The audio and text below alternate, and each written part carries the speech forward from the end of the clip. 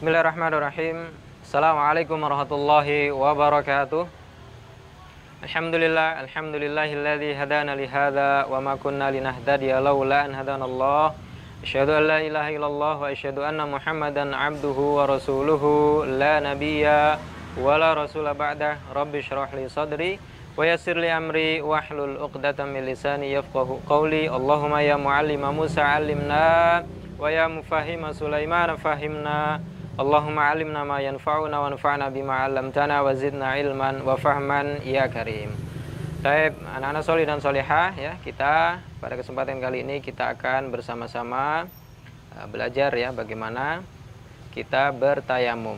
Bagaimana kita bertayamum. Nah, perlu diketahui bahwasannya untuk bertayamum ya ada sebab tertentu yang diperbolehkannya kita bertayamum. Jadi yang pertama, ketika kita tidak bisa mendapatkan air, maka kita boleh bertayamum. Kemudian sebab yang kedua, ya, ketika kita sakit, ya, dimana dengan sakit tersebut, ketika kita menyentuh air atau berwudu menggunakan air, maka bisa-bisa sakit kita semakin parah atau bahkan bisa menyebabkan meninggal dunia. Nah, dua sebab ini yang membolehkan kita bertayamum, ya.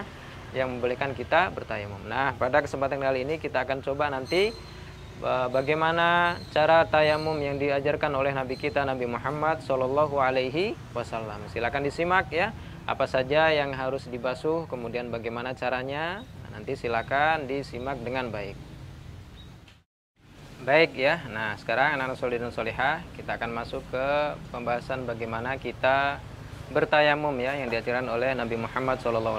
Nah, yang perlu diingat tadi ya, bahwasanya bertayamum itu hanya sebagai pengganti saja ya, pengganti saja ketika tidak ada air, kemudian ketika kita tidak boleh menggunakan air, sakit yang dimana ketika sakit tersebut ya, ketika kita menyentuh air dikhawatirkan sakit tadi semakin menjadikan parah ya atau bahkan bisa menyebabkan kematian. Maka dua sebab ini yang membolehkan kita bertayamum. Baik, kemudian untuk medianya ya, apa saja yang diperbolehkan untuk bertayamum ya. Yang penting ada turab atau debu yang suci ya, bisa di tembok atau mungkin di meja ya, atau mungkin di jalanan bahkan ya. Di jalanan yang beraspal itu juga diperbolehkan untuk bertayamum ya. Yang penting turabnya atau debunya itu dalam keadaan suci. Nah, sekarang kita coba praktek ya untuk bagaimana cara bertayamum sesuai yang diajarkan oleh Nabi Muhammad SAW. Yang pertama tentunya kita berniat terlebih dahulu ya, berniat bertayamum karena Allah Subhanahu wa taala.